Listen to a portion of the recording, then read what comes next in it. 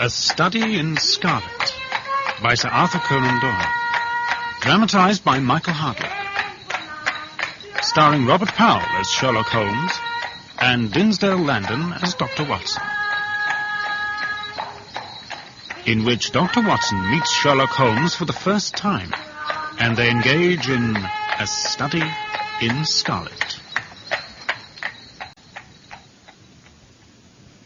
My military career had been interrupted during the Second Afghan War by a Jezile bullet which shattered my shoulder and grazed the subclavian artery.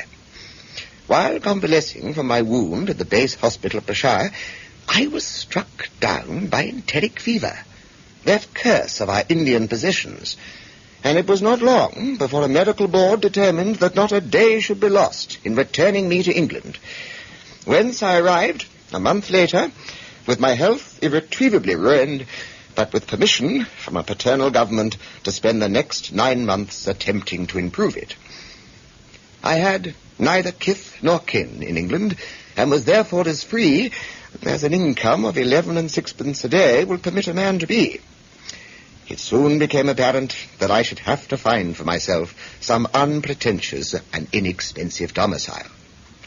Fortunately, a chance meeting in the Criterion Bar with young Stamford, who had been junior to me at Bart's, led in the right direction. I mentioned to him my desire to find comfortable rooms at a reasonable price. You know, Watson, that's a strange thing. You're the second man today that's used that expression to me. Really? Who was the first? A fellow working at the chemical laboratory up at the hospital. He was bemoaning himself this morning because he couldn't get someone to go halves with him in some nice rooms he'd found. Evidently too much for his purse. By Jove.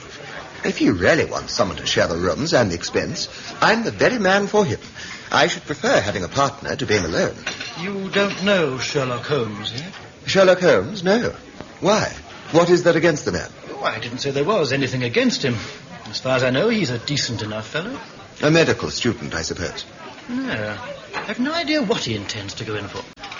I believe he's well up in anatomy, and he's a first-class chemist. But as far as I know, he has never taken any systematic medical classes. His studies are, well, desultory and eccentric. Yes. Well, if I am to lodge with anyone, I should prefer a man of studious and quiet habits. How could I meet this friend of yours? Oh, he's sure to be at the laboratory. He either avoids the place for weeks, or else he works there from morning till night. If you like, we'll take a cab together. Capital. I should like that very much. Then let's drink up and we'll be on our way.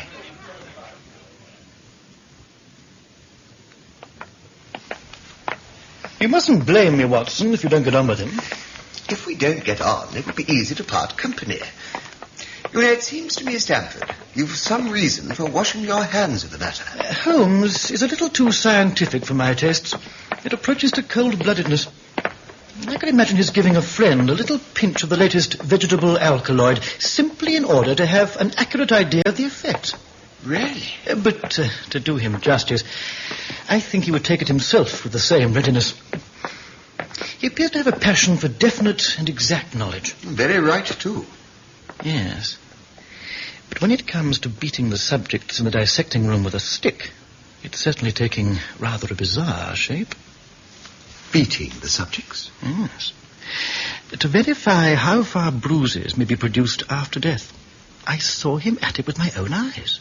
And yet you say he isn't a medical student? Heaven knows what the object of his studies is. You must form your own impressions of him. Here we are. Ah, Holmes! Stamford, I have found it.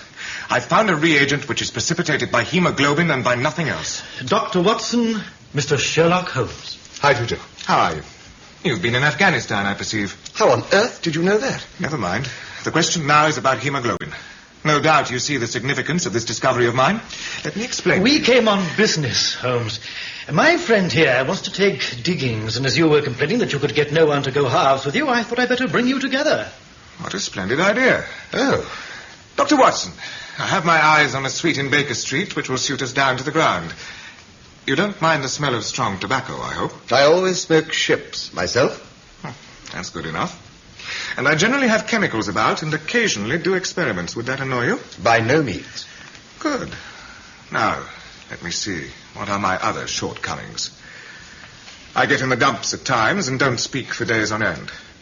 You must not think I am sulky when I do that. Just let me alone and I'll soon be right. Now, what have you to confess? It's just as well for two fellows to know the worst of one another before they begin to live together. Well, I keep a bull pup, and I object to row because my nerves are shaken. And I get up at all sorts of ungodly hours, and I'm extremely lazy. I have another set of vices when I'm well, but those are the principal ones at present. Do you include violin playing in your category of rows? It depends on the player. A well-played violin is a treat for the gods. A badly played one, In that however... case, I think we may consider the thing as settled. That is, if the rooms are agreeable to you. When shall we see them? Call for me here at noon tomorrow, and we'll go together and settle everything. We met the next day as we had arranged, and inspected the rooms at number 221B Baker Street. The bargain was concluded upon the spot, and we at once entered into possession. Holmes was not a difficult man to live with. He was quiet in his ways, and his habits were regular. But as the weeks went by, my interest in him and my curiosity as to his aims in life gradually deepened and increased. My health forbade me from venturing out unless the weather was exceptionally genial, and I eagerly hailed the little mystery which hung around my companion and spent much of my time endeavouring to unravel it. Holmes was, of course, not slow to notice my curiosity, and at last thought fit to discuss our relationship. I trust, Doctor, that these few weeks have not proved to you that I'm too difficult a fellow lodger after all. Oh, far from it, Holmes. I don't mind admitting. You puzzle me, though. Puzzle you? But the way you work like a fiend sometimes, and at others you lie on the sofa there hardly uttering a word or moving a muscle from morning till night. And there's those curious visitors of yours. In one afternoon, a grey-headed, seedy fellow, looking like a peddler, then an old white-haired gentleman, a fashionably dressed young girl, and a railway porter. And that sallow, rat-faced fellow, Lestrade, who's been here 3 times in a single week. But I always apologize for putting you to any inconvenience in the matter, Watson. I have to use this room as a place of business, and these people are my clients. But what... Never mind. You don't inconvenience me at all, Holmes. I'm only too pleased. Thank you. But tell me, have your observations of me over these weeks reached any sum total yet? You might think it a bit of a cheat, but I've been jotting down all the various points upon which you've shown me that you're exceptionally well informed. Oh, indeed. I should very much like to hear them. You would? I've got the paper here somewhere. Yes. Now, here it is. I say, you won't mind, really. Not at all. Well, it runs this way. Sherlock Holmes. His limits. 1, knowledge of literature, nil. 2, knowledge of philosophy, nil. 3, knowledge of astronomy, nil. 4, knowledge of politics, feeble. Oh, do go on. Knowledge of botany, variable. Well up in belladonna, opium, and poisons generally. Knows nothing of practical gardening. Dear me. Knowledge of geology, practical but limited. Tells at a glance different soils from each other. After walks, has shown me splashes upon his trousers and told me by their colour and consistence in what part of London he had received them. 7, knowledge of chemistry, profound. Thank you. 8, knowledge of anatomy, accurate but unsystematic. 9, knowledge of sensational literature, immense. He appears to know every detail of every horror perpetrated in the century. 10, plays the violin well. 11, is an expert single-stick player, boxer and swordsman. 12, has a good practical knowledge of British law. Oh, capital. I suppose I'd better provide you with the answer to it all. You see, the theories of observation and deduction which I frequently express to you are really extremely practical. So practical that I depend upon them for my bread and cheese. How? Well, I have a trade of my own, suppose I'm the only one in the world. I am a consulting detective. Consulting detective? Here in London we have lots of government detectives and lots of private ones. When these fellows are at fault, they come to me, and I manage to put them on the right scent. Lestrade is a well-known police detective. He got himself into a fog recently over a forgery case, and that was what brought him here. I see. And these other people? They're mostly sent on by private inquiry agencies. I listen to their story, they listen to my comments, and then I pocket my fee. But do you mean to say that without leaving this room, you can unravel some knot that other men can make nothing of? I have a kind of intuition that way. Observation with me is second nature. You appeared to be surprised when I told you on our first meeting that you had come from Afghanistan. Well, yes. My train of reasoning ran thus. Here is a gentleman of the medical type, but with the air of a military man. Clearly an army doctor, then. He has just come from the tropics, for his face is dark, and that is not the natural tint of his skin, for his wrists are fair. He has undergone hardship and sickness, as his haggard face says clearly. His left arm has been injured. He holds it in a stiff and unnatural manner. Where in the tropics could an English army doctor have seen much hardship and got his arm wounded? Clearly in Afghanistan. The old train of thought did not occupy a second. Well, it's simple enough as you explain it. But Holmes, I don't really think... I say, that fellow in the street, I wonder what he's looking for. Oh. You mean the retired sergeant of Marines? No, that really is going too far. Oh, well, we shall soon see. He's coming to our door. Really? The trouble is, Watson, that there are no crimes and no criminals these days. What is the use of having brains in our profession? I know well that I have it in me to make my name famous. No man lives, or has ever lived, who has brought the same amount of study and of natural talent to the detection of crime which I have done. And what is the result? There is no crime to detect, or, at most, some bungling villainy with a motive so transparent that even a Scotland Yard official can see through it. Come in. A person to see you, Mr. Holmes. Thank you, Mrs. Hudson. Come in. Thank you, sir. Letter by hand for Mr. Sherlock Holmes. Thank you. May I ask, my good man, what your trade may be? Commissionaire, sir. Uniform white for repairs. And you were? Sergeant, sir. Royal Marine Light Infantry, sir. No answer, Sergeant. Thank you, sir. Good day, gentlemen. Good day, Sergeant. Well, I'm blessed. How in the world did you deduce that? Even when he was down in the street, I could see a great blue anchor tattooed on the back of that fellow's hand. That smacked of the sea. He had a military carriage, however, and regulation side whiskers. There we have the Marine. He was a man with some amount of self-importance and a certain air of command. You must have observed the way in which he held his head and swung his cane. A steady, respectable, middle-aged man, too, on the face of him. All facts which led me to believe that he had been a sergeant. Wonderful. Commonplace. But I said just now that there were no criminals.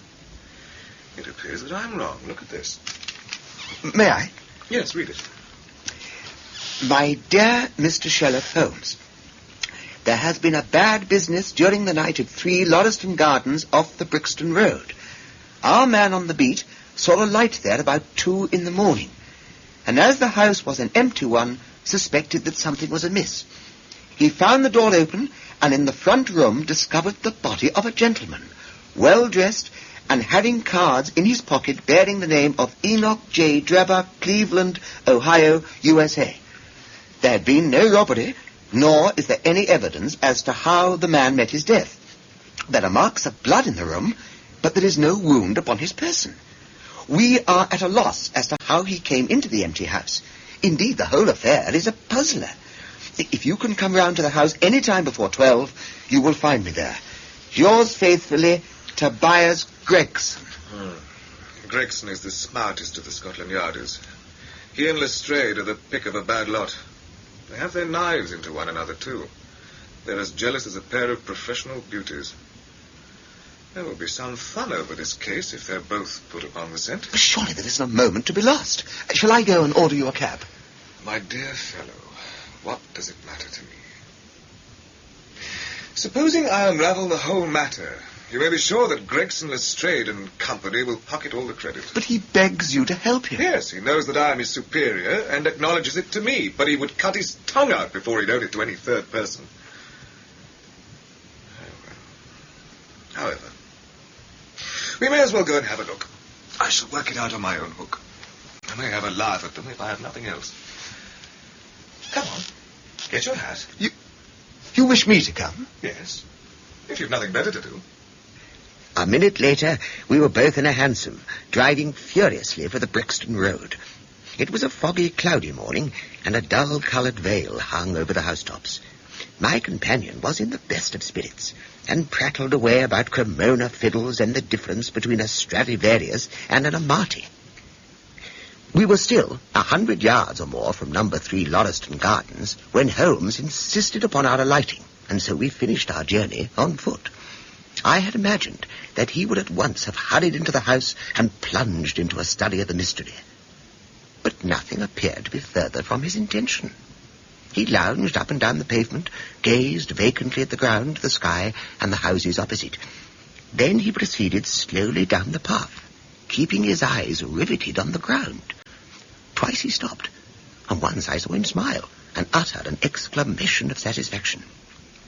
In the hall of the house, we were met by a tall, white-faced, flaxen-haired man who rushed forward and wrung my companion's hands with effusion. Mr. Holmes, it's very kind of you to come. Ah, Inspector Gregson. This is my friend, Dr. Watson. How do you do? How do you do? I've had everything left untouched. Except the pathway up to the house. Oh? If a herd of buffaloes had passed along, there could not be a greater mess. No doubt, however, you had drawn your own conclusions before you permitted this. I've had so much to do inside the house, Mr. Holmes. My colleague, Mr. Lestrade, is here. I had relied upon him to look after the path. With 2 such men as yourself and Lestrade upon the ground, there will not be much for a third party to find out. I think we have done all that can be done. It's a queer case, though, and I knew your taste for such things. Did you come here in a cab, Gregson? No, sir. Did Lestrade? No, sir. Then let us go and look at the room. This way, gentlemen. Good morning, Mr. Holmes. Good morning, Lestrade. I think you have met Dr. Watson. Of course, at your rooms. How do you do? This case will make a stir, sir. It beats anything I've seen, and I'm no chicken. You found no clue? None at all. You're sure there is no wound? There are splashes of blood all over the place. Positive. Then, of course, this blood belongs to a second individual, presumably the murderer, if murder has been committed. It reminds me of the circumstances attendant on the death of Van Jansen in Utrecht in 34. Do you remember the case, Brixton? No, sir. Read it up. Oh, you really should. There is nothing new under the sun. It's all been done before. Do you want to examine him, sir? Just a quick look, I think.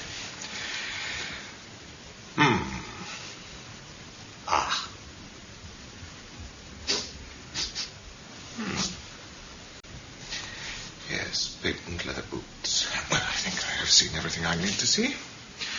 He's not been moved at all. No more than was necessary for the purposes of our examination. Then you can take him to the mortuary now. There's nothing more to be learned. Gregson had a stretcher and 4 men at hand. At his call, they entered the room, and the stranger was lifted and carried out. As they raised him, a gold ring trickled down and rolled across the floor. Lestrade grabbed it up. There's been a woman here. It's a woman's wedding ring. Well, this does complicate matters. Heaven knows they were complicated enough before. You're sure it doesn't simplify them? Simplify? Oh, come, Gregson. There's nothing to be learned by staring at the ring. What did you find in his pockets? You see, sir. A gold watch and chain, gold ring with Masonic device, gold pin, bulldog's head with rubies as eyes, cards of Enoch J. Drebber of Cleveland, corresponding with the EJD upon the linen. No purse, but loose money to the extent of £7 13 shillings. A pocket edition of Boccaccio's Decameron with the name of Joseph Stangerson upon the flyleaf. 2 letters, one addressed to E.J. Drebber and one to Joseph Stangerson. At what address? American Exchange Strand, to be left till call for. They're both from the Guyon Steamship Company and refer to the sailing of their boats from Liverpool to New York. Have you made any inquiries as to this man Stangerson? Oh, I did at once, sir. I've had advertisements sent to all newspapers, and one of my men has gone to the American Exchange, but he's not returned yet. Have you sent to Cleveland? We telegraphed this morning. How did you word your inquiries? Oh, we simply detailed the circumstances and said we should be glad of any information that could help us. Ah. You did not ask for particulars on any point which appeared to you to be crucial. I asked about Stangerson. Nothing else? Is there no circumstance upon which this whole case appears to hinge? Will you not telegraph again? I've said all I have to say, Mr. Holmes. Mr. Gregson, I have just made a discovery of the highest importance, and one which would have been overlooked had I not made a careful examination of the walls. Oh, Mr. Lestrade, and what is it? Look here, on this wall. Now, stand there. I'll strike a match. Look at that. What does it say? I can't quite see. R-A-C-H-E. Rach. Now, what do you think of that? The murderer has written it with his or her own blood. You see this smear where it's trickled down the wall? That disposes of the idea of suicide, anyhow. Why was that corner chosen to write it on? Oh. I will tell you. See that candle on the mantelpiece? It was lit at the time. And if it was lit, this corner would be the brightest instead of the darkest portion of the wall. Now, what does it mean, now that you've found it? Why, it means that the writer was going to put the female name Rachel, but was disturbed before he or she had time to finish. You mark my words. When this case comes to be cleared up, you will find that a woman named Rachel has something to do with it. It's all very well for you to laugh, Mr Sherlock Holmes.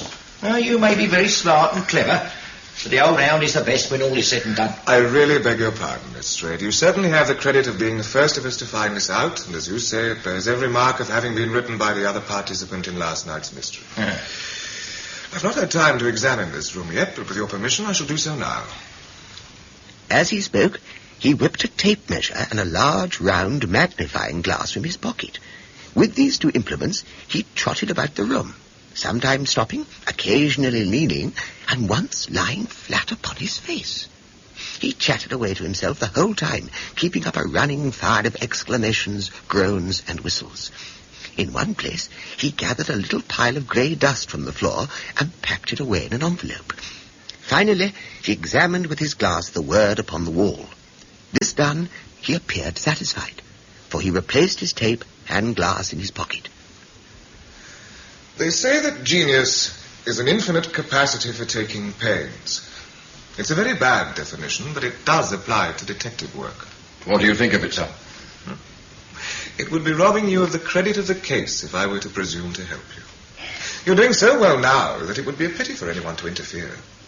If you will let me know how your investigations go, I shall be happy to give you any help I can. In the meantime, I should like to speak to the constable who found the body. Is he here? No, he's off duty now. Then can you give me his name and address? Yes, his name's John Rance. And you'll find him at 46 Audley Court, Kennington Park Gate. 46 Audley Court, Kennington Park Gate. Thank you. Come along, Doctor. We shall go and look him up. I'll tell you, gentlemen, one thing which may help you in the case. What is that, sir? There has been a murder done, and the murderer was a man. He was more than 6 feet high, was in the prime of life, had small feet for his height, wore coarse, square-toed boots, and smoked a Trichinopoly cigar. He came here with his victim in a four-wheeled cab, which was drawn by a horse with 3 old shoes and 1 new one on his off foreleg. In all probability, the murderer had a florid face, and the fingernails on his right hand were remarkably long. These are only a few indications, but they may assist you. This man was murdered, Mr. Holmes. How was it done? Poison. One other thing, Lestrade. Don't waste your time looking for Miss Rachel. Rache is the German word for revenge. Come along, Doctor. It was 1 o'clock when we left number 3 Lauriston Gardens. Sherlock Holmes led me to the nearest telegraph office, where he dispatched a long telegram. He then hailed a cab and ordered the driver to take us to the address of Constable John Rance. There is nothing like first-hand evidence. As a matter of fact, my mind is entirely made up on the case, but still we may as well learn all that is to be learned. You amaze me, Holmes. And surely you're not as sure as you pretend to be of all those particulars you gave Gregson. There's no room for a mistake. The very first thing which I observed on arriving there was that a cab had made 2 ruts with its wheels close to the curb. Now, up to last night, we have had no rain for a week, so that those wheels which left such a deep impression must have been there during the night.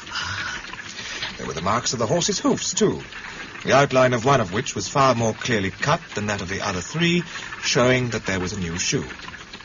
Since the cab was there after the rain began and was not there at any time during the morning, I have Gregson's word for that, it follows that it must have been there during the night, and therefore that it brought those 2 individuals to the house. Well, that seems simple enough. But how about the other man's height? The height of a man in 9 cases out of 10 can be told by the length of his stride. And I had this fellow's stride both on the clay outside and on the dust within. Then I had a way of checking my calculation. When a man writes on a wall, his instinct leads him to write about the level of his own eyes. Now, that writing was just over 6 feet from the ground. Is there anything else that puzzles you? The fingernails and the Trichinopoly cigar. The writing on the wall was done with a man's forefinger dipped in blood. My glass allowed me to observe that the plaster was slightly scratched in doing it, which would not have been the case had the man's nails been trimmed. I gathered up some scattered ash from the floor. It was dark in colour and flaky. Such an ash as is only made by Trichinopoly. I've made a special study of cigar ashes. In fact, I've written a monograph upon the subject. I flatter myself that I can distinguish at a glance the ash of any known brand, either of cigar or of tobacco. It's just in such details that the skilled detective differs from the Gregson and Lestrade type. And the florid face, then? Ah, that was a more daring shot, though I have no doubt that I was right. You must not ask me that in the present state of the affair. My head is in a whirl. The more one thinks of it, the more mysterious it grows. Now, how came these 2 men, if there were 2 men, into an empty house? How could one man compel another to take poison? Where did the blood come from? What was the object of the murder, since robbery had no part in it? How came the woman's ring there? And above all, why should the second man write up the German word, Rache, before decamping?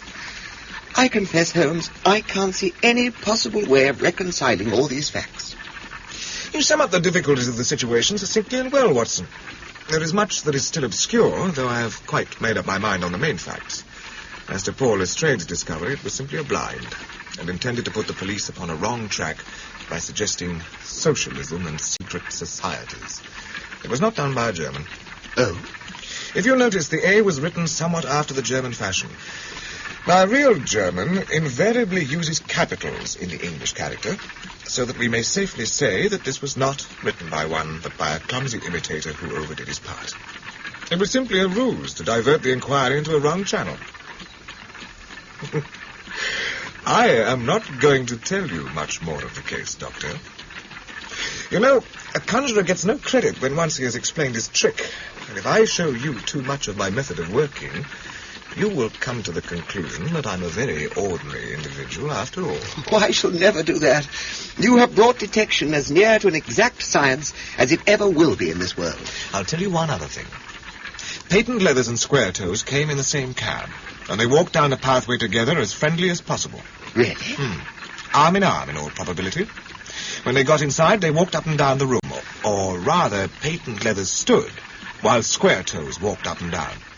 I could read all that in the dust, and I could read that as he walked, he grew more and more excited. That is shown by the increased length of the strides. He was talking all the while and working himself up, no doubt, into a fury. Then the tragedy occurred. Now, I've told you all I know myself. The rest is mere surmise and conjecture. We have a good working basis, however, on which to start. Perhaps we shall learn a little more from Constable Rance. I'll tell it you from the beginning, gents. Now, I knew that them 2 houses in Lorriston Garden was empty, on account of him that owns them won't have the drains seen to, though the very last tenant that lived in one of them died of typhoid fever. So, I was knocked all in a heap at seeing a light in the window, and I suspected as something was wrong. There was no one in the street? Not a living soul, sir. Well, I pushed the door open. All was quiet inside, so I went into the room where the light was a-burning. There was a candle flickering on the mantelpiece, a red wax one. And by its light, I saw... Yes, I know all that you saw. Huh? You walked around the room several times, and you knelt down by the body, and then you walked through and tried the kitchen door. Then where was you to see all that? It seems to me that you knows a good deal more than you should. Here's my card. Don't get arresting me for the murder. I'm one of the hounds, not the wolf. Mr. Gregson or Mr. Lestrade will answer for that.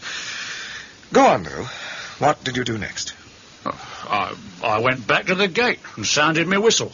Well, that brought Murcher and two more to the spot. Was the street empty then? Well, it was as far as anybody that could be of any good goes. What do you mean? I've seen many a drunk chap in me time, but never anyone so drunk as that cove. He was at the gate when I come out, leaning up agin the railings and singing at the pitch of his lungs about Columbine's newfangled banner or some such stuff. He couldn't stand, far less help. What sort of man was he? He was an uncommon drunk sort of man. He'd have found himself in the station if we hadn't been so took up. His face? His dress? Didn't you notice them? I shall think I did notice them, seeing that I had to prop him up. Me and Murcher between us. He was a long chap with a red face, the lower part muffled around. That will do. What became of him? Well, we'd enough to do without looking after him. I'll wager he found his way home all right. How was he dressed? A brown overcoat. Had he a whip in his hand? A whip? No. He must have left it behind. You didn't happen to see or hear a cab after that? No. Well, there's a half-sovereign for you. Thank you, sir. I'm afraid, Rance, that you will never rise in the force. That head of yours should be for use as well as ornament. You might have gained your sergeant's stripes last night. The man whom you held in your hands is the man who holds the clue to this mystery, and whom we are seeking. Oh, but I tell you, there is no use arguing about it now. I tell you that it is so. Come along, Doctor.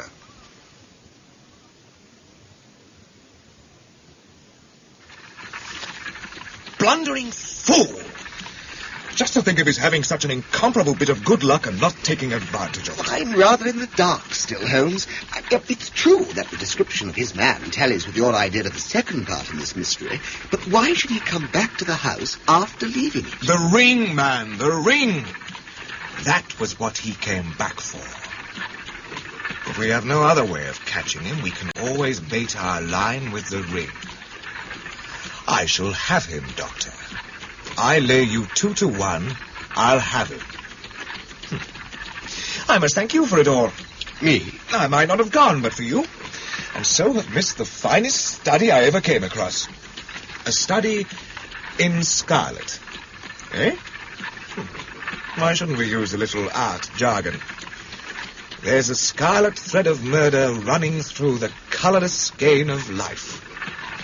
And our duty is to unravel it and isolate it and expose every inch of it. Our morning's exertions had been too much for my weak health, and I was tired out. Holmes, on the contrary, departed in high spirits to hear a concert by the violinist Norman Neruda, for whom he had expressed great admiration. I lay down on the sofa and endeavoured to get a couple of hours' sleep. It was a useless attempt. Every time that I closed my eyes, I saw before me the distorted, balloon-like countenance of the murdered man. Holmes was very late in returning. So late that I knew that the concert could not have detained him all the time. Ah, Watson. You're not looking quite yourself. This Brixton Road business has upset you. I do not suppose you've seen the evening paper. No. Gives a fairly good account of the affair. However, it does not mention the fact that when the man was raised upon the stretcher, a woman's wedding ring fell upon the floor. Oh. It's just as well it does not. Why? Look at this advertisement. I had one sent to every paper this morning, immediately after the affair. In the front column there. Ah, yes. In Brixton Road this morning, a plain gold wedding ring found in the roadway between the White Hart Tavern and Holland Grove. Applied Dr. Watson, 221B Baker Street. Holmes. Excuse me using your name. If I used my own, some of these dunderheads would recognize it and want to meddle in the affair. Oh, that's all right. But supposing anyone applies, I have no ring. Oh, yes, you have. Here you are. This is almost a facsimile. I say. But who do you expect will answer this advertisement? Why? The man in the brown coat? Our florid friend with the square toes. But wouldn't he consider it too dangerous? Not at all. If my view of the case is correct, and I have every reason to believe that it is, this man would rather risk anything than lose the ring. On thinking the matter over, it must have occurred to him that it was possible that he had lost the ring in the road after leaving the house. What would he do then? He would eagerly look out for the evening papers in the hope of seeing it among the articles found. His eye, of course, would light upon this. He would be overjoyed. Why should he fear a trap? There would be no reason in his eyes why the finding of the ring should be connected with the murder. He will come. You shall see him within the hour. And then? Well, you can leave me to deal with him then. By the way, have you any firearms? Yes, I have my old service revolver and a few cartridges. You'd better clean it and load it. He will be a desperate man. And though I shall take him unawares, it's as well to be ready for anything. Very well, then. I'll do it as soon as we've had dinner.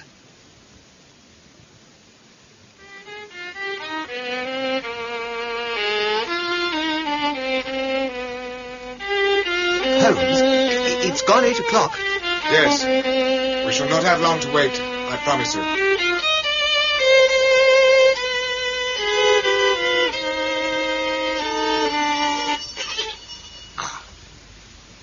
Have you your pistol? Yes, in my pocket. Good. Be on your guard. Very well. Watson? Come in. Yes, my good woman? Dr. Watson, it's this as have brought me, good gentleman, here in the paper. A gold wedding ring in the Brixton Road. It belongs to my girl, Sally, as was married only this time 12 months. Her husband is steward aboard a Union boat. And what he'd say if he comes home and found her without her ring is more than I can think. He being short enough at the best of times, but more especially when he has the drink. If it please you, she went to the circus last night along with... Is that her ring? Oh, the Lord be thanked.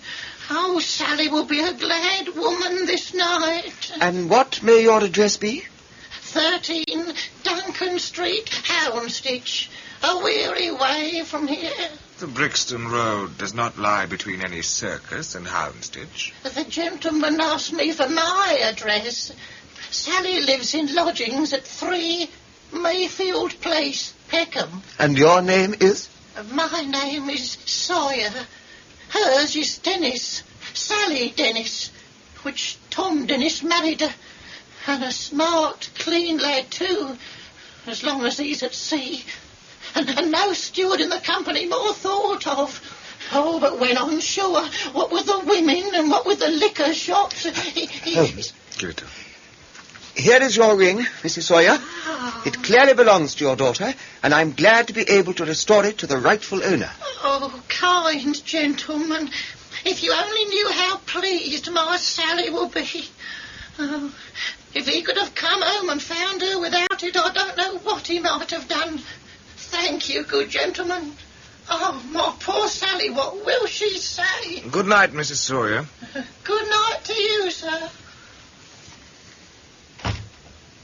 I'll follow her. She must be an accomplice. She'll lead me to him. Wait up for me, Watson.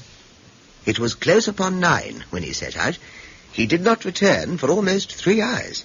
The instant he entered, I saw by his face that he had not been successful. Amusement and chagrin seemed to be struggling for the mastery, until the former suddenly carried the day.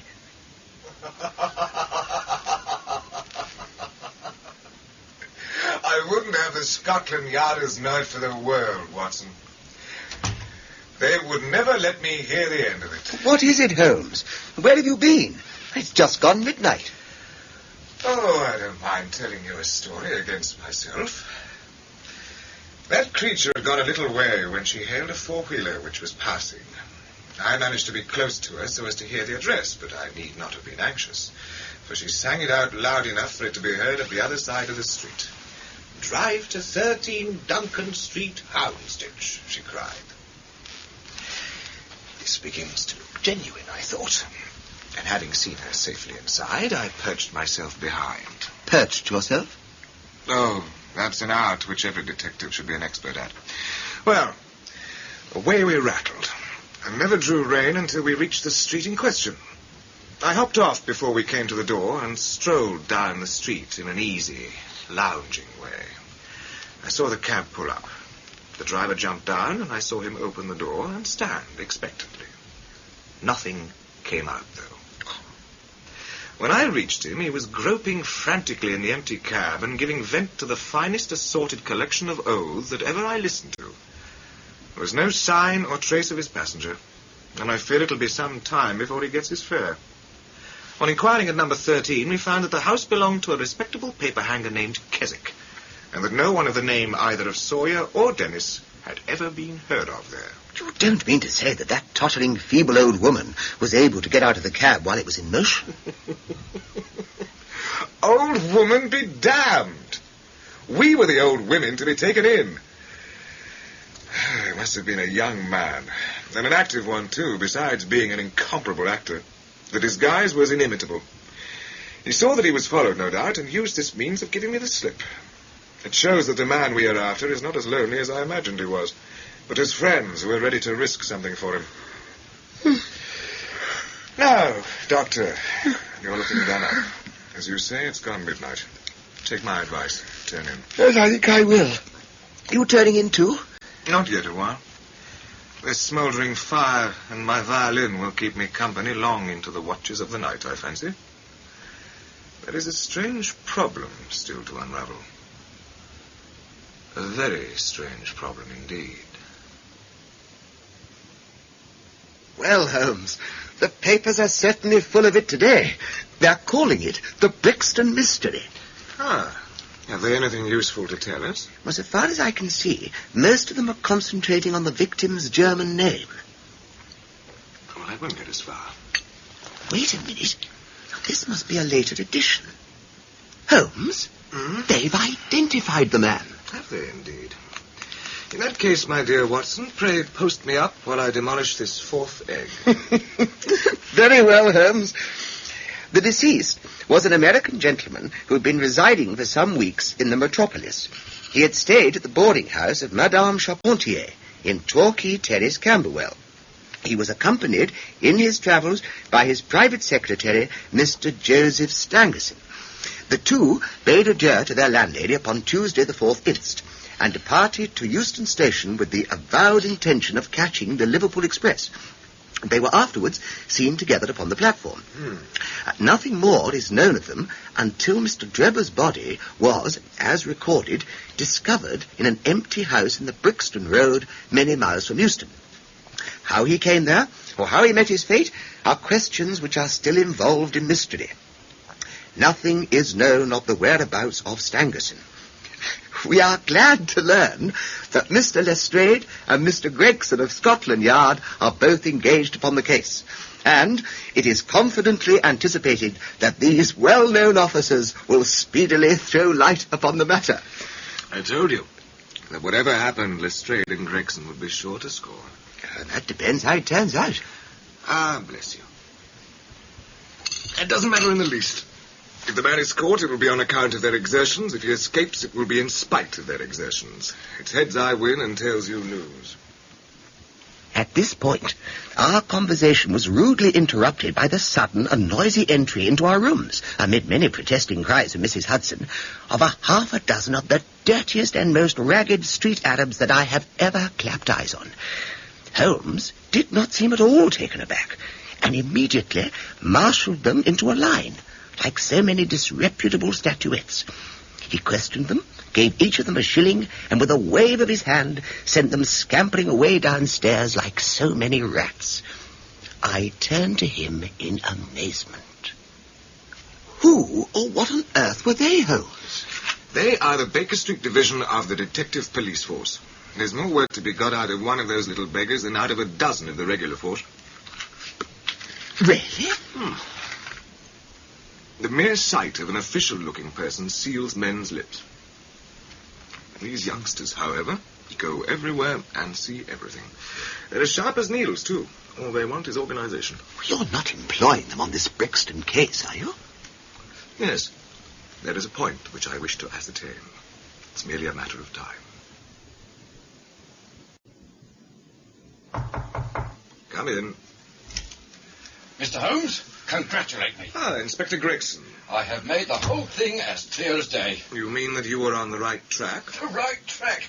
Why, we have the man under lock and key. And his name is? Arthur Charpentier, sub-lieutenant in Her Majesty's Navy. Oh. Take a seat and try one of these cigars. Oh, thank you. We're anxious to know how you managed it. Is it too early for some whiskey and water? No, I don't mind if I do. I'll get it. Oh, thank you, Dr. Watson. The tremendous exertions which I've gone through the last day or two have worn me out. Not so much bodily exertions, you understand, as the strain upon the mind. You'll appreciate that, Mr. Sherlock Holmes. We're both brain workers. You do me too much honour. Let us hear how you arrived at this most gratifying result. The fun of it is, that fool Lestrade, who thinks himself so smart, has gone off upon the wrong track altogether. He's after the secretary, Stangerson, who had no more to do with the crime than the babe unborn. Here you are, Inspector. Oh, thank you, Doctor. Good health, gentlemen. Good health. And how did you get your clue, Gregson? Well, the first difficulty which we had to contend with was finding this American's antecedents. Some people would have waited until their advertisements were answered, or until parties came forward and volunteered information. And that's not Tobias Gregson's way of going to work. You remember the hat beside the dead man? Yes, by John Underwood and Son, 129 Camberwell Road. No idea you noticed that. Well, anyway, my belief is you should never neglect a chance, however small it may seem. To a great mind, nothing is little. Yeah, quite. Well, I went to Underwood and asked him if he had sold a hat of that size and description. He looked over his books and came on it at once. He had sent the hat to a Mr. Drebber, residing at Charpentier's boarding establishment, Torquay Terrace. Thus, I got his address. Smart.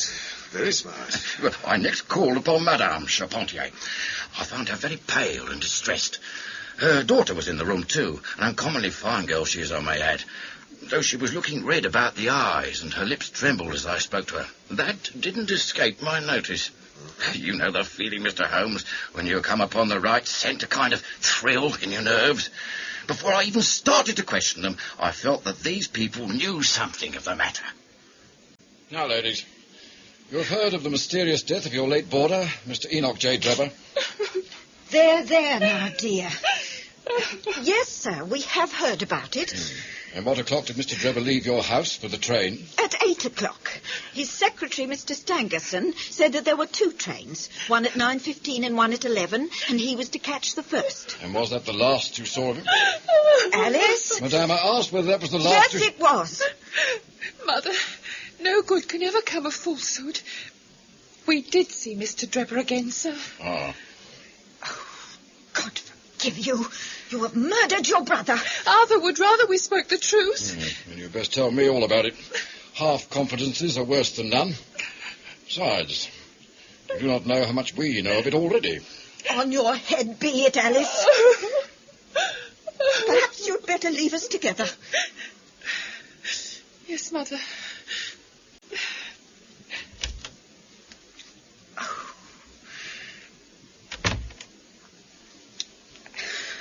Now, sir, I had no intention of telling you all this, but since my poor daughter disclosed it, I have no alternative.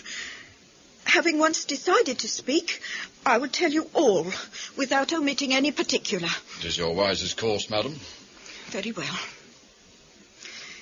Mr. Drebber had been with us nearly 3 weeks. He and his secretary, Mr. Stangerson, had been travelling on the continent. Stangerson was a quiet, reserved man. But his employer, I'm sorry to say, was far otherwise. Oh? He was coarse in his habits and brutish in his ways. How so? Well, the very night of his arrival, he became very much the worse for drink. And indeed, after midday, he could hardly ever be said to be sober. I see. Proceed. His manner towards the maidservant was disgustingly free and familiar. Worst of all, he assumed the same attitudes towards my daughter, and spoke to her more than once in a way which, Fortunately, she's too innocent to understand. On one occasion, he actually seized her in his arms and embraced her. Even his own secretary reproached him for that. But why do you stand all this? I suppose you can get rid of your boarders when you wish. Oh, would to God I'd given him notice the very day he came. But it was a sore temptation. They were paying £1 a day each. And this is the slack season. I'm a widow, and my boy in the Navy has cost me much. I acted for the best, Mr. Gregson, but this last was too much, however, and I gave him notice to leave on account of it. I see. My heart grew light when I saw him drive away. My son is on leave just now, but I did not tell him anything of all this. His temper is violent, and he is passionately fond of his sister. Well, when I closed the door behind them, a load seemed to be lifted from my mind. Alas, in less than an hour, there was a ring at the bell, and I learned that Mr. Drebber had returned. As usual, he was the worse for drink. He forced his way into the room where I was sitting with my daughter and made some incoherent remark about having missed his train. He then turned to Alice and before my very face proposed to her that she should fly with him. You are of age, he said. There's no law to stop you. I have money enough and to spare. Never mind the old girl here. Come along with me now, straight away. You shall live like a princess. Go on, madam. Well, poor Alice was so frightened that she shrank away from him. But he caught her by the wrist. I screamed. And at that very moment, my son Arthur came into the room. What happened then, I do not know. I heard oaths and the confused sounds of a scuffle. I was too terrified to raise my head. When I did look up, I saw Arthur standing in the doorway, laughing, with a stick in his hand. I don't think that fine fellow will trouble us again, he said. I'll just go after him and see what he does with himself. With these words, he took his hat and started off down the street. Madame Charpentier, what hour did your son return? I do not know. He has a latchkey. He let himself in. After you went to bed? Yes. When did you go to bed? About 11. So your son was gone at least 2 hours? Yes. Possibly 4 or 5? Yes. What was he doing during that time? I do not know, sir. I do not know. Of course, after that, there was only one thing to do. I found out where Lieutenant Charpentier was and arrested him. Now, when I touched him on the shoulder and warned him to come quietly with us, he answered us as bold as brass. I suppose you're arresting me for being concerned in the death of that scoundrel Drebber. We said nothing to him about it, so his alluding to it had a most suspicious aspect. Very. What's more, he still carried that heavy stick. What is your theory, then, Inspector Gregson? Well, Mr. Holmes, my theory is that he followed Drebber as far as the Brixton Road. When there, some occasion arose between them, in the course of which Drebber received a blow from the stick in the pit of the stomach, perhaps, which killed him without leaving any mark. I see. Well, the night was so wet that no one was about. So, Charpentier dragged the body of his victim into the empty house. Well, as to the candle and the blood and the writing on the wall and the ring, they may all be so many tricks to throw the police on the wrong scent. Well done. Really, Gregson, you're getting along. We shall make something of you yet. Yeah, well, I flatter myself that I have managed it rather neatly. Charpentier volunteered a statement in which he said that after following Drebber for some time, the latter perceived him and took a cab in order to get away from him. Then he said he met an old shipmate and took a long walk with him. On being asked where his old shipmate lived, he was unable to give any satisfactory reply. Well, I think the whole case fits together uncommonly well. What amuses me is to think of Lestrade. He started off on the wrong scent, hasn't he? I'm afraid he won't make much of it. Mr. Holmes... Why, by Jove, here's the very man himself. Come in, Inspector Lestrade. Oh. So, you're here, Gregson. Well, I suppose, Lestrade, you've come to consult Mr. Sherlock Holmes. Ask him what move to make next, eh? Well, I don't mind admitting this is the most extraordinary case. A most incomprehensible affair. Ah, you find it so. I thought you would come to that conclusion. Have you managed to land the secretary, Mr. Joseph Stangerson? I have just come from Stangerson's room. We have been hearing Gregson's view of the matter. Would you mind letting us know what you have done, Lestrade? Whiskey, Inspector? Thank you, Dr. Watson. No, Mr. Holmes, no objection at all. I freely confess that I was of the opinion that Stangerson was concerned in the death of Drebber. Was? A fresh development has shown me that I was completely mistaken. Oh, well. I fancy we'd better take the events in their sequence. Oh, very well. Full of the one idea, I set myself to discover what had become of the secretary. He and Drebber had been seen together at Euston Station about 8:30 on the evening of the 3rd. Here you are, Inspector. Thank you, Doctor. At 2 in the morning of the 4th, Drebber had been found murdered in the house off the Brixton Road. Now, the question which confronted me was to find out how Stangerson had been employed between 8:30 and the time of the crime, and what had become of him afterwards. I telegraphed to Liverpool, giving a description of the man and warning them to keep a watch upon the American boats. Did you? Oh, yes. I then set to work, calling upon all the hotels and lodging houses in the vicinity of Euston. You see, I argued that if Drebber and his companion had become separated that evening, the natural course for Stangerson would be to put up somewhere in the vicinity for the night, and then to hang about the station again next morning to look out for his employer. They would be likely to agree on some meeting place beforehand. So it proved. I spent the whole of yesterday evening making inquiries entirely without avail. This morning, I began very early, and at 8 o'clock I reached Halliday's private hotel in Little George Street. Good morning, sir. Can I help you?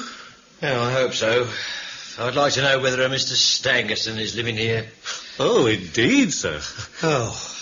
No doubt you were the gentleman he was expecting. He's been waiting for a gentleman for 2 days. Yes. Where is he now? He's upstairs in bed, sir. He wished to be called at 9. I will go up and see him at once, then. Yes, sir. The Boots will take you. Boots? Yes, sir. Morning, sir. Take this gentleman up to Mr. Stangerson's room. Yes, sir. Would you follow me, sir? There's his room, sir. Just along here. Thank you very much. Oh, thank you, sir. Cool. What's that? It looks like blood coming from under his door. You're right. It's locked, sir. Stand out of the way while I put my shoulder to it. Sir. Get back.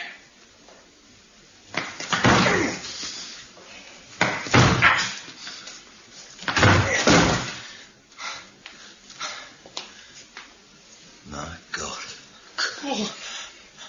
I can't stay in here. Let me pass, Guff. Let me pass. Stangerson had been stabbed to the heart, dead for some time. He'd bled profusely.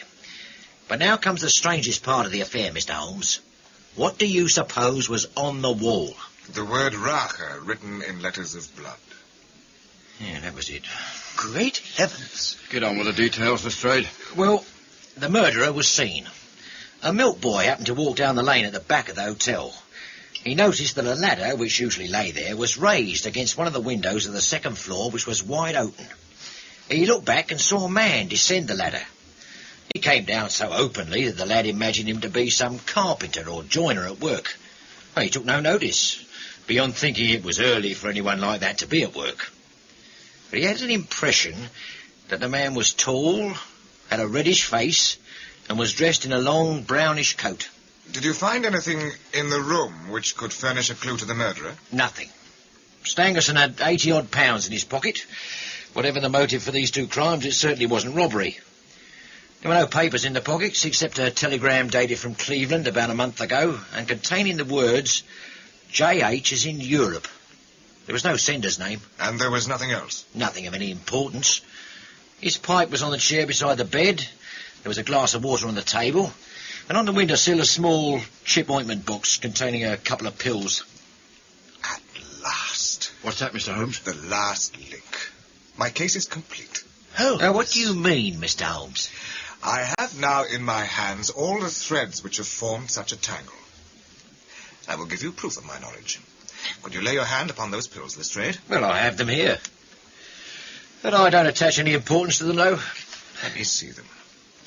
Doctor, are those ordinary pills? No, they're certainly not. Pearly grey colour, small, round, and almost transparent against the light. From their lightness and transparency, I should imagine that they are soluble in water. Precisely so. Watson, yesterday Mrs. Hudson asked you to put down that terrier of hers that has been ill for so long. Yes, I was going Would you bring the dog now? Oh, very well, Holmes. Well, what are you going to do, Mr. Holmes? I will cut one of these pills in two. One half we return into the box. The other half I will place in this wine glass. If you'd be kind enough to pass me the carafe, Lestrade. Oh, yes, here you are. Thank you. Now I pour into the glass a teaspoonful of water. You perceive that our friend the doctor is right. The pill readily dissolves. Yes, this may be very interesting, Mr. Holmes, but I can't see what it has to do with the death of Mr. Joseph Stangerson. Patience, my friend, patience. You will find in time that it has everything to do with it. I will now add a little milk. Here he is. Poor old chap. Long past his allotted span, I'm afraid. Poor boy. Now, here's a drink for you. Oh, what's supposed to happen now? Can't be a coincidence. The very pills which I suspected in the case of Drebber are actually found after the death of Stangerson. And yet they are inert. What can it mean? Surely my whole chain of reasoning cannot have been false. No, it's impossible. Well, if you ask me, I think you've... I have it. I have it. Where's that other pill? Here you are. Cut it in two and put it in the saucer. Very well. You mean you're going to try again? Precisely.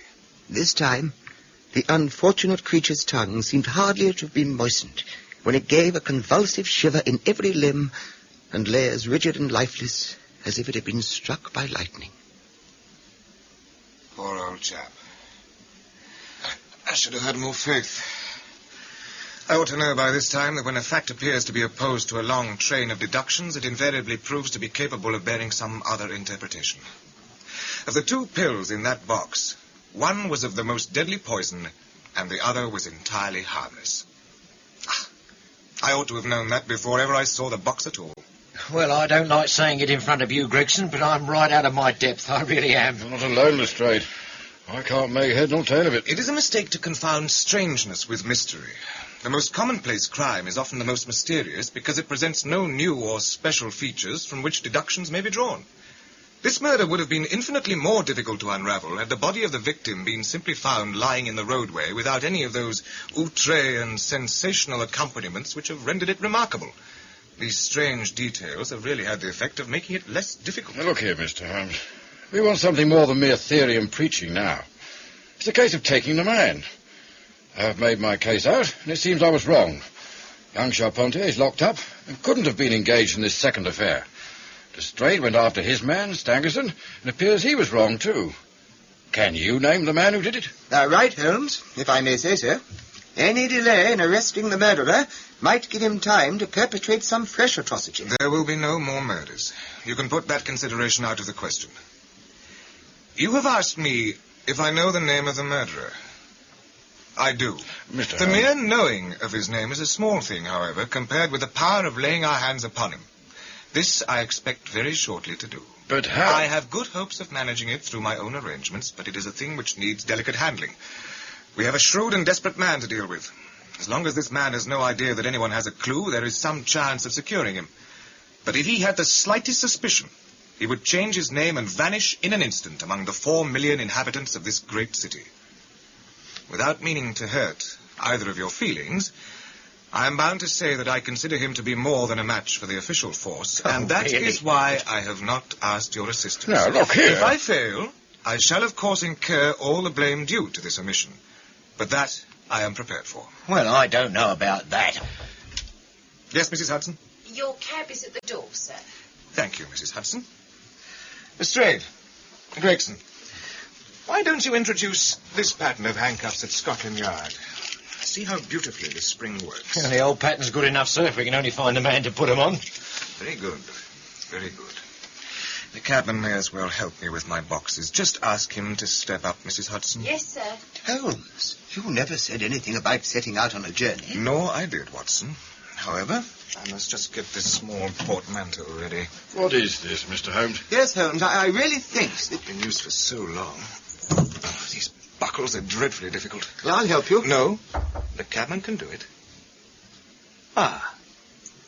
There you are, my good man. Yes, Governor? Just give me a help with this buckle, if you please. All right, sir. What? Gentlemen, let me introduce you to Mr. Jefferson Hope, the murderer of Enoch Drebber and Joseph Stangerson. Jefferson Hope, I arrest you. I think, Mr. Lestrade, in view of my seniority of service. Oh, very well. Jefferson Hope, I arrest you in the Queen's name for the murders of Enoch Drebber and Joseph Stangerson. I must caution you that anything you say will be taken down and may be put in evidence. Oh, Willis. All right, I've got a good deal to say, and I want to tell you gentlemen all about it. But if there's a vacant place for a chief of police, sir, I reckon you're the man for it, sir. Never mind about that. No, I mean it. Oh, the way you kept on my trail was a caution. Hadn't you better reserve that for your trial? I may never be tried. What? No, you needn't look so startled. It isn't suicide I'm thinking of. You're a doctor, aren't you? I am. Then put your hand here on my chest. Well, yes. As you wish. Well? Why? This man has an aortic aneurysm. Yep, that's what they call it. I went to a doctor last week about it, and he told me that it's bound to burst before many days have passed. It's been getting worse for years. I got it from overexposure and underfeeding among the Salt Lake Mountains. Well, I've done my work now, and I don't care how soon I go, but I should like to leave some account of the business behind me. You see, I don't want to be remembered as a common murderer. Dr. Watson. Yes, Inspector. Do you consider there is immediate danger? Most certainly there is. In that case, it's clearly our duty, in the interest of justice, to take his statement. Will you write it down, please, Mr. Lestrade? All right. I've cautioned you, and you're at liberty to give your account, which this officer will take down. I understand. I'll sit down with your leave. By all means. Thank you. This aneurysm of mine makes me easily tired. You see, I'm on the brink of the grave, and I'm not likely to lie to you gentlemen. Right, I'm ready. Proceed, then. All right. Now, it doesn't matter much to you why I hated those two men. It's enough that they were guilty of the death of two human beings, a father and a daughter, and that they had therefore forfeited their own lives. After the lapse of time that's passed since their crime, it was impossible for me to secure a conviction against them in any court. I knew of their guilt, though, and I determined that I should be judge, jury, and executioner all rolled into one. And you'd have done the same if you have any manhood in you, if you'd been in my place. That, sir, is a very large assumption. Oh, is it, Doctor? Well, perhaps it is, but then you haven't yet heard all the facts. That girl that I spoke of was to have married me in America 20 years ago. However, she was forced into marrying Drebber and broke her heart over it. Even so, to take the law into one's own hands. She broke her heart, sir. Because the marriage into which she was forced wasn't hideous to her merely because she loathed her prospective partner. She was also expected to share him with 7 other wives. Drebber, sir, was a member of the Mormon community of Salt Lake who openly practiced polygamy. Yeah. Stangerson, who also at one time sued for her hand, had only 4 wives. He felt this gave him some advantage. Good God. No, but let me continue. I took the marriage ring from my dead Lucy's finger, and I vowed that Drebber's dying eyes should rest upon that very ring, and that his last thoughts should be of the crime for which he was being punished. I carried it about with me and followed him and his accomplice over 2 continents until I caught him. And if I die tomorrow, as is likely enough, I die knowing that my work in this world is done and well done. Yes. We'll get on. Well, when I got to London, my pocket was about empty, and I found I must turn my hand to something for my living. Now, driving and riding are as natural to me as walking, so I applied at a cab owner's office and soon got employment. Well, it was some time before I found out where my 2 gentlemen were living. They were boarding at a boarding house at Camberwell over on the other side of the river. Go where they would about London, I was always at their heels. Sometimes I followed them in my cab, sometimes on foot, but the former was the best, for then they couldn't get away from me. Will you get on? Yes, sir. Drebber himself, he was drunk half the time, but Stangerson, he wasn't to be caught napping. My only fear was that this thing in my chest might burst a little too soon and leave my work undone. But at last, one evening, I was driving up and down Torquay Terrace when I saw a cab drive up to their door. Presently some luggage was brought out, and after a time, Drebber and Stangerson followed it and drove off. I whipped up my horse and kept within sight of them, feeling very ill at ease, for I feared that they were going to shift their quarters. At Euston Station, they got out, and I followed them onto the platform. I got near enough to hear what they were saying. I tell you, there isn't another Liverpool train for hours. So care. I care. The sooner we're on a train to Liverpool and getting out of here, the happier I'll be. Well, Stangerson, we'll just have to wait, won't we? Come to think of it, I have a little business of my own to do. If you just hang around here someplace, I'll go off and I'll join you later. Like hell. You swore we'd always stick together. If you go, I'm going with you. Well, now, this little matter is kind of delicate. You'd be in the way. Oh, is that so? Well, either I go with you or we both stay here. You can take it or leave it, Trevor. Now, look here, Stangerson. It's about time you remembered you're nothing more than a paid servant around here. Now, who the hell do you think you are trying to dictate to me? Nah, I didn't mean that way. Well, that's how it sounded to me. Now, you cut it out once and for all. Okay, then. But look, supposing you're not back in time for the train. It's the last one out tonight. I'll be back here before 11. I'll tell you what, if I'm not, we'll meet up again at Halliday's Hotel. Does that suit you? I guess it'll have to. The moment for which I'd waited so long had come at last. My plans were already formed. It chanced that some days before, a gentleman who'd been looking over some empty houses off the Brixton Road had dropped a key of one of them in my carriage. How to get Drebber to that house was the problem. There was a hansom in front of mine, and he hailed it. I followed it for miles until, to my astonishment, we found ourselves back in the terrace where he'd been lodging. Well, I went on, and I pulled up my cab 100 yards or so from the house. He entered it, and his hansom drove away. I waited for a quarter of an hour or more. Then the door was flung open, and 2 men appeared. One of them was Drebber, and the other was a young chap whom I'd never seen before. You filthy hound! I'll teach you to insult an honest girl. Get your hands off me. If you aren't out of here inside 10 seconds, I'll lay this cudgel across you so you won't be able to walk. Now, get on with it. Okay, I'm going. Hey, you, cabby. Yes, Governor? Drive me to Halliday's private hotel. When I had him fairly inside my cab, my heart jumped so with joy that I feared lest at this last moment my aneurysm might go wrong. Now, I was once janitor and sweeper out of a laboratory in the States.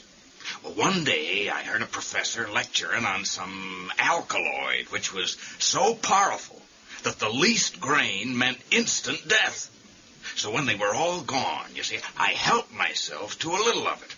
I was a fairly good dispenser, so I worked this alkaloid into small soluble pills, and each pill I put in a box with a similar pill made without the poison. I was determined that when I had my chance, my gentleman should each have a draw out of one of the boxes, while I ate the pill that remained. From that day, I had always my pill boxes about with me, and the time had now come when I was to use them. It was nearer 1 than 12, and a wild, bleak night, blowing hard and raining in torrents. My hands were trembling and my temples throbbing with excitement. There wasn't a soul to be seen, and when I looked in at the cab window, I found Drebber huddled in a drunken sleep. Come on, Governor. Come on, wake up. Huh? Wake up, I say. Oh, what's the matter? Well, it's time to get out, sir. Oh. All right, cabby. You better follow me, sir. Steady. Now, sir, here, take my arm. That's right. Right this way. This the hotel? Holidays? Come along inside, sir. So damn dark in here. Say, what kind of a hotel is this? This new lamp of light. I'll just light this candle. There. Now, ain't it, Trevor? Huh? Who am I? What do you mean? No. Yes, you dog. I've hunted from Salt Lake City to St. Petersburg, and you've always escaped me. Well, now your wanderings have come to an end. No, keep away from me. What do you think of poor Lucy Ferrier now, huh? Punishment has been slow in coming, but it has overtaken you at last. What are you going to do? Murder me? Who talks of murdering a man? Dog! What mercy had you upon my poor darling when you dragged her from her slaughtered father and bore her away to your accursed and shameless harem? It wasn't I killed her father. No, but it was you who broke her innocent heart. Let the high God judge between us. Now, here, you see this box? What is it? What are they? They're just a couple of pills. Choose and eat. Now, there's death in one and life in the other. And I shall take what you leave. Now, let us see if there's justice upon the earth or if we're ruled by chance. Poison! You're mad. I won't do it. Oh, yes, you will. With my knife at your throat. Keep away from me. Now, do as I say. Choose and eat. I won't. Oh, yes, you will. This way you have a 50-50 chance. If you don't take it, it'll be my knife. And no chance for you at all. All right, I'll take it. Now, I'll take the other, and we shall see. Eat it. It doesn't taste. Hey, you've got it.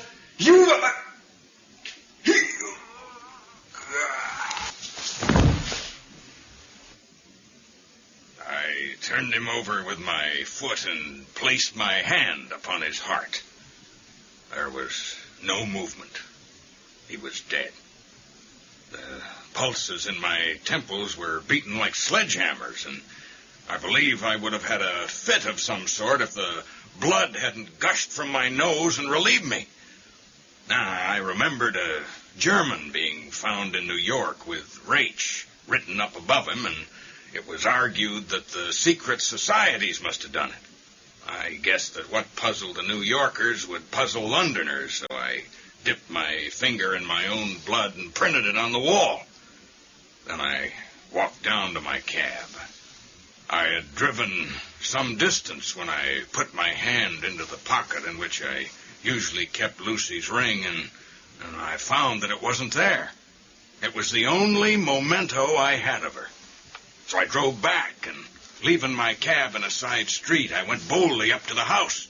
Well, I walked right into the arms of a police officer who was coming out.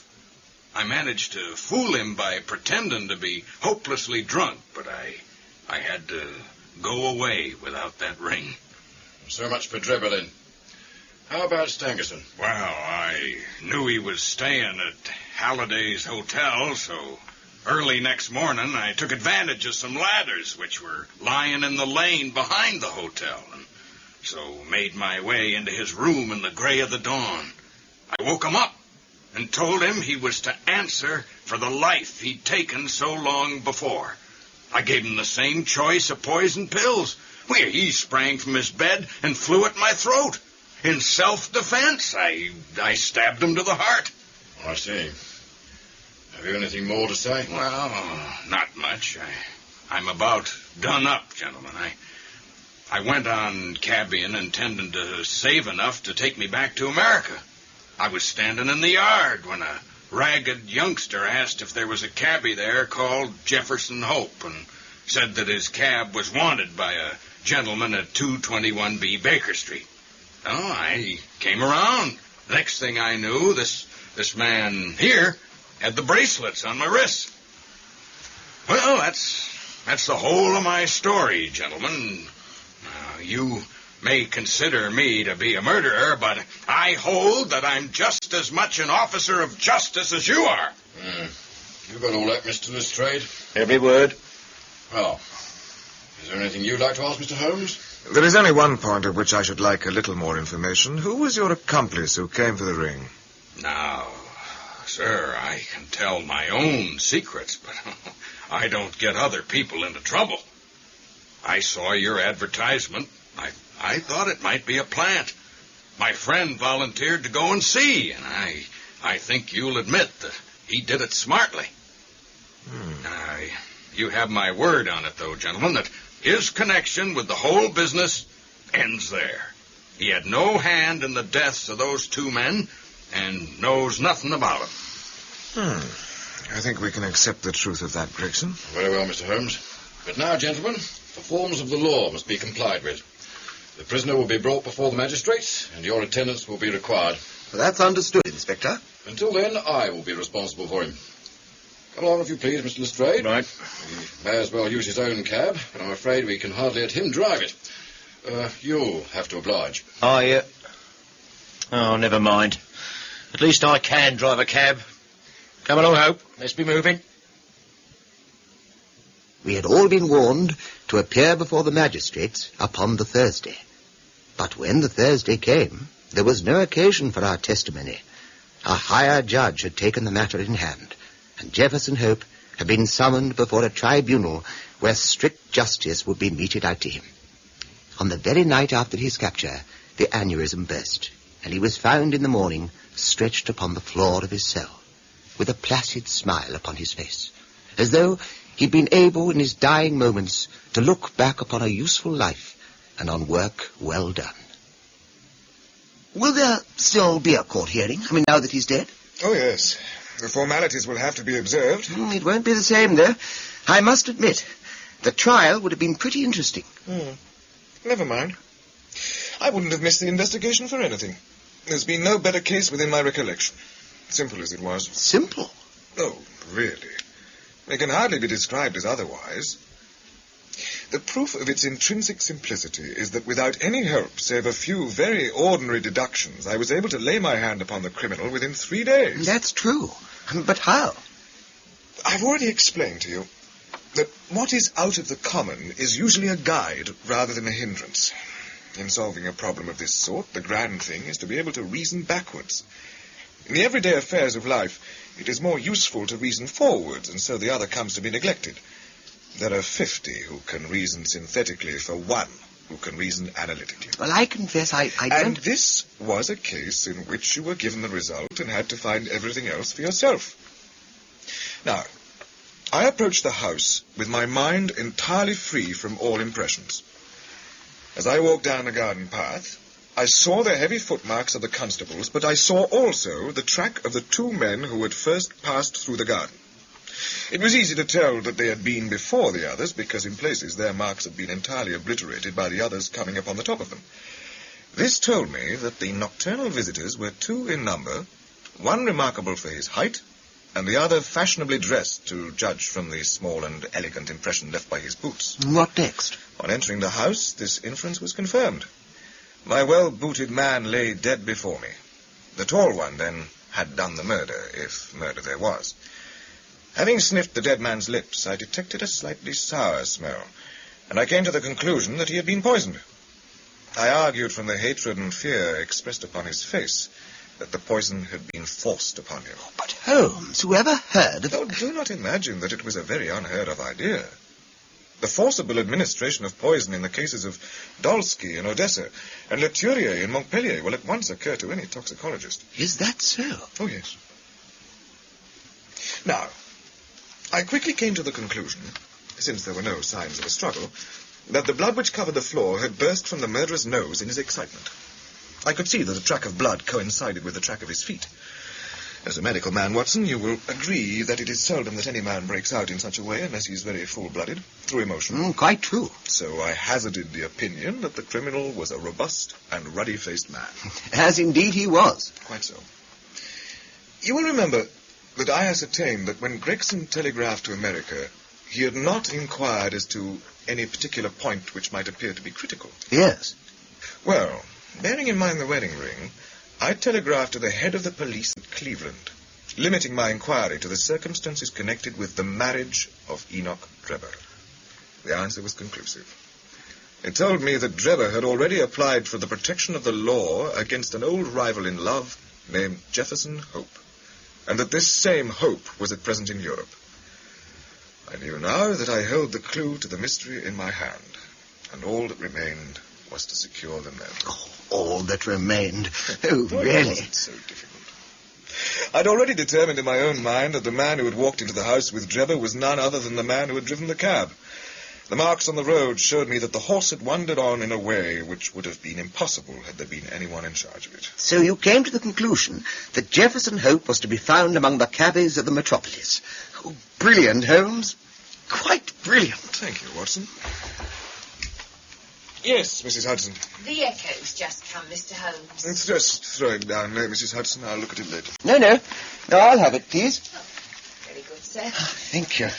Shall you be into lunch, gentlemen? I fancy we shall. Thank you, sir. I say, listen to this, Holmes. The public have lost a sensational treat through the sudden death of the man Hope, who was suspected of the murders of Mr. Enoch Drebber and Mr. Joseph Stangerson. If the case has no other effect, it at least brings out in the most striking manner the efficiency of our detective police force. It is an open secret that the credit for this smart capture belongs entirely to the well-known Scotland Yard officials, Messrs. Gregson and Lestrade.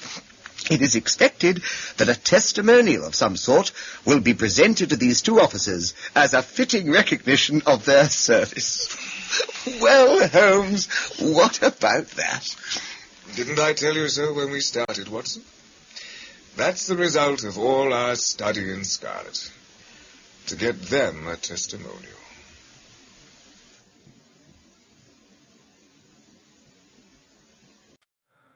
This world is endless, so wide, so broad, but somehow I'm still lost in you.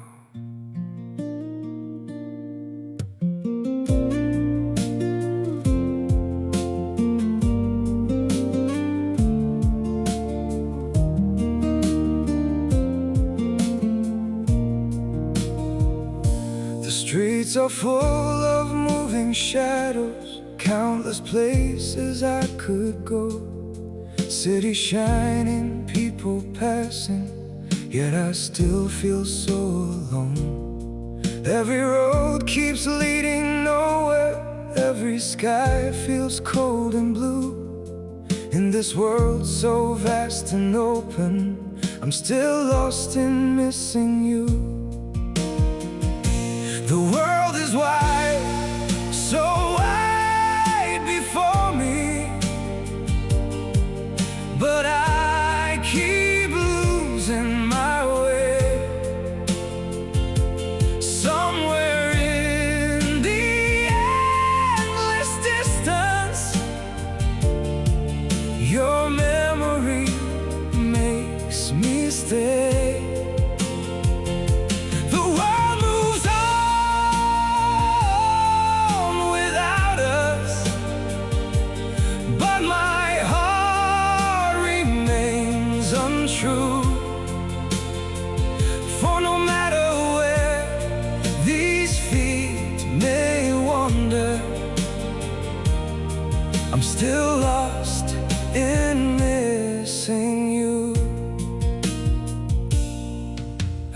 tried to outrun silence, tried to leave your ghost behind, but your name still echoes softly through the corners of my mind.